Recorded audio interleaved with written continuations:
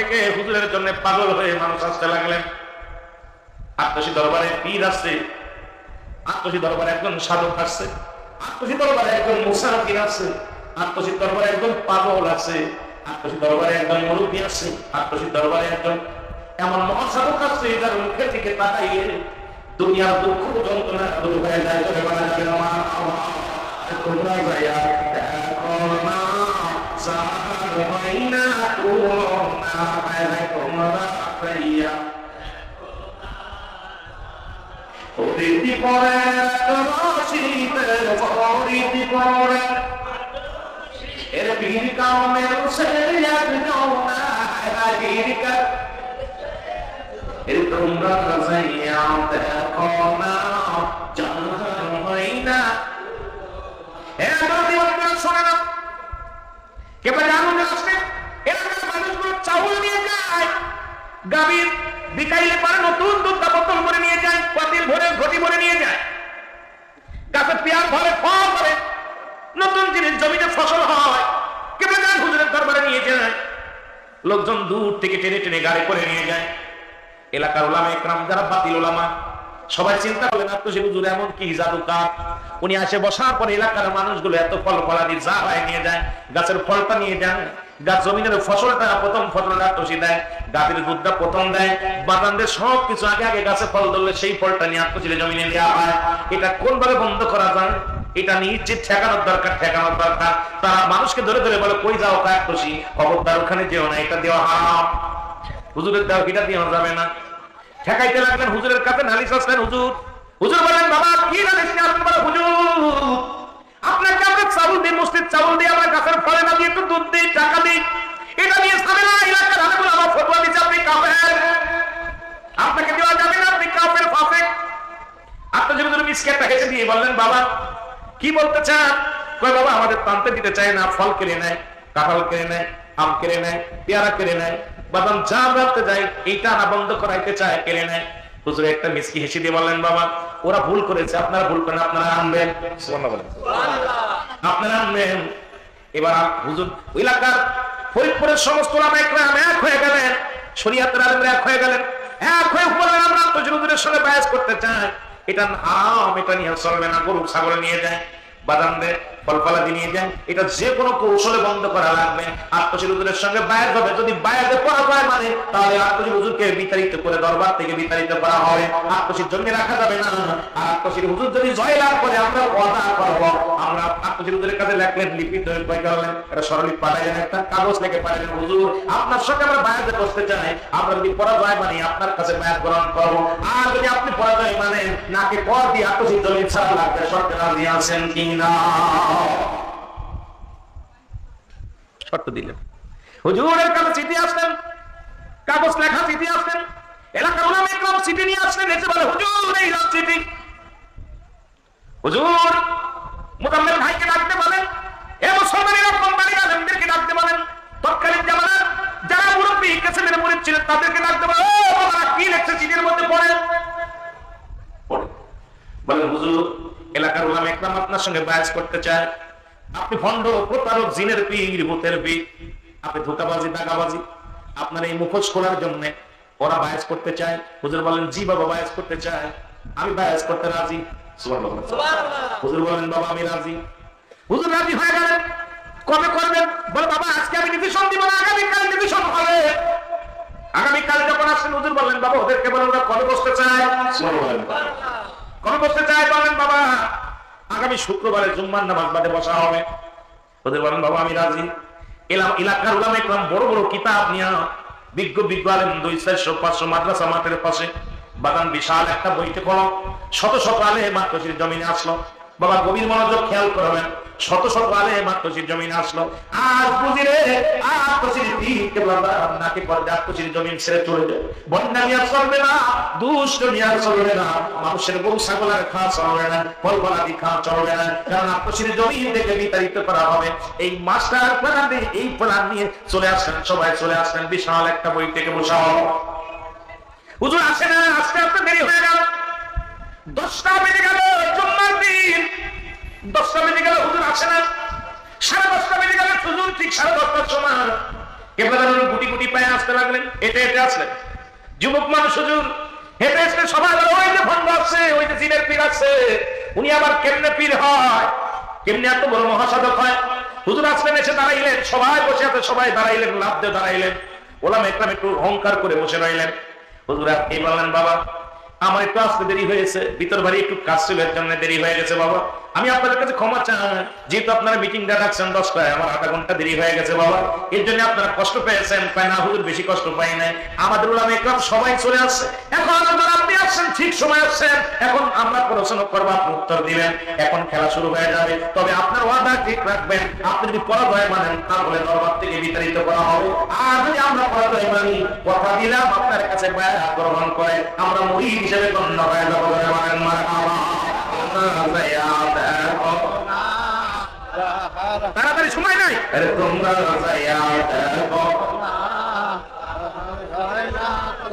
শরিয়াতের সরজারি তরিকতের মহাজ্ঞানী হাকিকতে হক বান্দারি বাবা তোমারে ফাতের মাওলানা তোমরা যাইয়া জাহার বাইনা তুলনা বাবা তোমরা যাইয়া দেখো না ওসে পাঞ্জাগানা নামাজ পড়ে 30 কোরআন বুকে ধরে তাসবিহাতে আল্লাহ বলে তাসবিহাতে এর মুরিদ নামের দেওয়ানা তোমরা যাইয়া কারা কারা আপনি জানেন তো হাত তুলেন দেখি দি ভাই, কে কে আপনি এখনো জান নাই? মারহাবা, ইনশাআল্লাহ অনেকেই জান নাই, গেছার নাই এখন, আরে উঠান না, ভয় নাই ভাই, লজ্জা না, আমি কাউকে কিছু বলবো না। অনেক মানুষ আমাদের দরবার ছাড়া আছেন, আমিন বলেন, আমিন বলেন, জান নাই যে দেখে আসবেন। তোমরা যাইয়া দেখো ওই ভবসাগরের পার কান্ডারি জাকের বানকে দাইরে পারি, ভবসাগরের পার কান্ডারি জাকের বানকে দাইরে পারি, পাপি তাপি সন্তান বাবা আল্লাহর নামে মস্তানা তোমরা যাইয়া দেখো না আরে বলে তোমরা যাইয়া দেখো ওই দিপরে রশিতে ওই দিপরে পীর কামের সৈয়দ জোনা পীর কামের সৈয়দ জোনা এই তোমরা যাইয়া দেখো মারহাবা বলেন। আমাদের ভাইরা বায়াত শুরু হয়ে গেল। হুজুর বললেন, বাবা বায়াত হবে, আপনারা কিতাব নিয়ে আসছেন, অনেক বিজ্ঞ বিজ্ঞ ওলামা একরাম আসছেন, তবে আজকের মাহফিলের আজকে বায়াত সভার সভাপতি কিনা? হুজুর বললেন, বাবা সভাপতি কে? তো হুজুর আমরা তো কোনো সভাপতি বানাই নাই, কেউ আপনারা কি ডিসিশন দিবে, কে জয় কে পরাজয়, কে রায় দিবে, একজন তো সভাপতি বানাতে হবে বাবা। আমি বললাম, বাবা হুজুর আমরা কারে সভাপতি বানাবো? ইনি হলো অমুক মাদ্রাসার মুহাদ্দিস, ইনি হলো অমুক মাদ্রাসার প্রিন্সিপাল, ইনি হলো অমুক মাদ্রাসার হেড মুহাদ্দিস, ইনি হলো অমুক মাদ্রাসার মুতামিম, এরকম শুরু করলেন। হুজুর কয় তাহলে তো ভালোই, সব তো বড় বড় আলেম, কথা বলছেন, সব বড় বড় আলেম। হুজুর বললেন, বাবা আপনাদের ভিতর থেকে সবচেয়ে বিজ্ঞ যিনি, সবচেয়ে জ্ঞানী যিনি, তাকে আপনি সভাপতি বানান, আজকের অনুষ্ঠানের সভাপতি বানান। আলেম ওলামা কয়, হুজুর আমাদের মধ্যে বিজ্ঞ আলেম, সবাই বিজ্ঞ আলেম, সুতরাং আমাদের মধ্যে আমরা সভাপতি দেব না, আপনি যার নাম খারাপ বলবেন তাকেই আজকের মাহফিলের, আজকের এই বিদায় মাহফিলের সভাপতি বানিয়ে দিব। হুজুর বলেন, যদি আমার রায় মানেন তাহলে আপনারাই বানান, আমি মনে করি আপনারাই সভাপতি বানান। সভাপতি না বানাইলে কে রায় দিবে, কে পরাজয় কে জয়, এই রায় যদি দিতে হয় একজন সভাপতি বানানো লাগবে, যেমন আজকে আমরা সভাপতি বানাইছি। আপনি সভাপতি দেন, আপনাদের বাবা ওই যে বসে আছে ওই লোকটা, ওই যে বসে আছে ওই লোকটা আজকে অনুষ্ঠানের, আজকে এই বায়াত মাহফিলের সভাপতি ভাষণ গ্রহণ করে ধরে বলেন মারহাবা।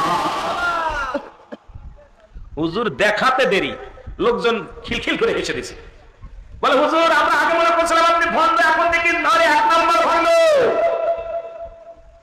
লোকজনকে কি হলো?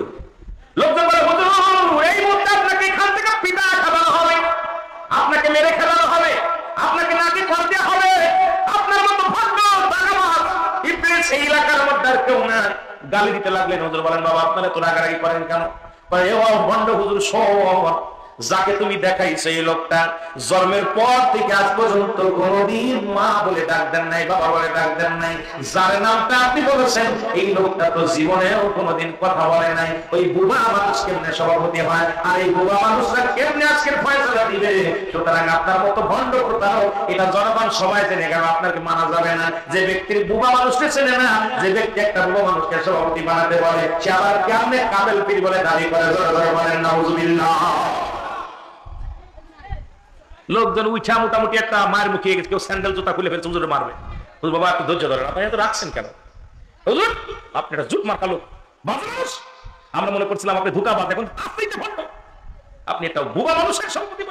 হুজুর বলেন বাবা দাঁড়ান, হুজুর বলেন বাবা সত্যি করে বলেন আপনার নাম কি? বেলাল। লোকটার দিকে হুজুর আঙ্গুল করে বললেন বাবা আপনার নাম বেলাল না। কথা বলে না। দ্বিতীয়বার বলে হুজুর আপনার নাম কি? বেলাল। কথা বলে না।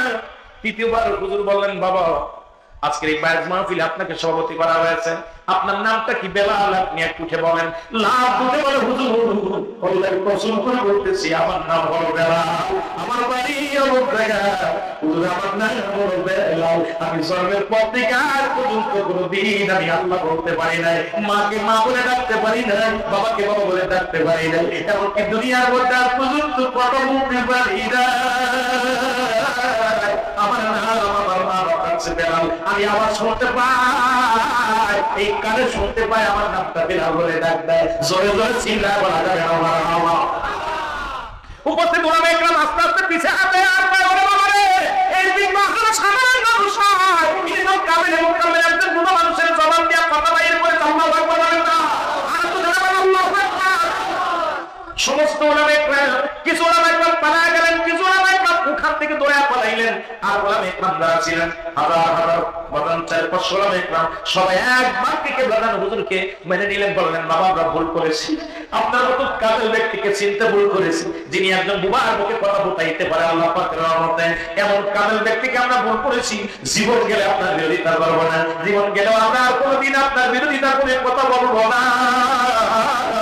আপনি আমাদের কালিমা পড়ায় দেন, আমরা মুসলমান হতে চাই, আমরা মুসলমান হতে চাই, আমরা পায়ের গ্রহণ করতে চাই। হুজুর চোখের পানি ছেড়ে বলেন বাবা আপনারা কেন এত বলতেছেন, এত কষ্ট পান কেন?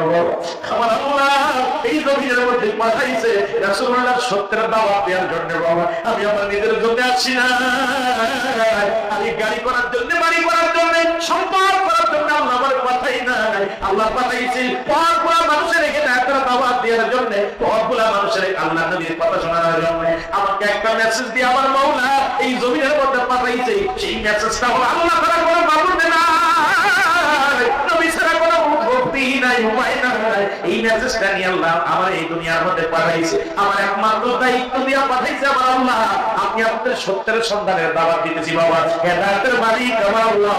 এই মুসলমান শুনে নাও, কিছু আলেম পালা গেলেন, সেই পালানো আলেমগুলো আজও পর্যন্ত আত্মসের বিরুদ্ধে করে, আত্মসের ভণ্ড, আত্মসের প্রতারক, ওই পালা গেছেন যারা আত্মসের বিরুদ্ধে করে কথা বলে তারা, ওই পালা সেদিন কি ছিল যারা আত্মসের বিরুদ্ধে সমালোচনা করে তারা, যারা পালা গেছিল আজ পর্যন্ত ওই পালা কিয়ামত পর্যন্ত এই খুশি থাকবে, বুঝেও বসবে না, বুঝার ভান করে পারবে না, বুঝার ভান করে থাকবে। যতই আপনি বুঝাতে চান বলবে আত্মসী ভালো না, ভালো না, কারণ ওই পালানো জাতি কোনোদিন ভালো হওয়ার সম্ভব নয়। বলেন ঠিক কিনা?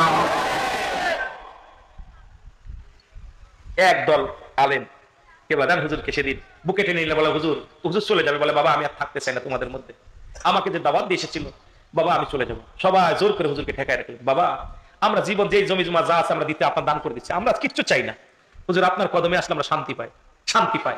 আমার ভাইয়েরা সেই দরবার, সেই মহান পীর দুনিয়া থেকে শরিয়াতে নাই।